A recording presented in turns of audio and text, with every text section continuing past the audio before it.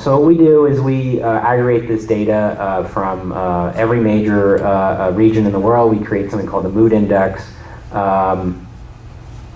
We color code it through another algorithm that tells us how strong the trend is, red being the strongest downtrend, green being the strongest uptrend, and you have variations of that over time.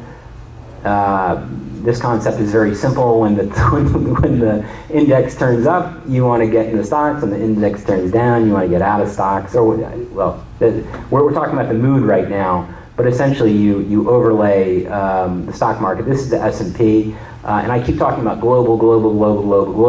Approximately a third of the S&P 500's revenues come from outside the United States. Approximately 40% of their operating profits come from outside the United States. So when people talk about the S&P 500, are we really talking about a U.S. index? Are we talking about a global index? And then you have the concept of the global equity synchronization, which I was talking about. The point being that these signals are valid for every major market. Instead of putting the S&P 500, I could have overlaid the DAX or the Nikkei.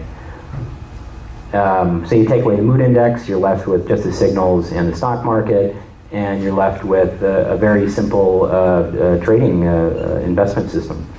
The backtested returns have been extremely good since January 2000.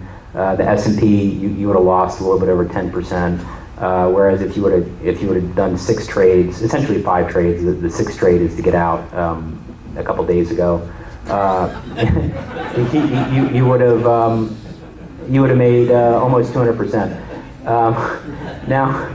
Now, which is great because this is over a 5-year period, and I'm trying to drive home the contrast with what other people are doing, which is buy today, sell tomorrow, or buy in the morning, sell in the afternoon, purely based on the sentiment, or trying to arbitrage that 10 or 20 second window of opportunity.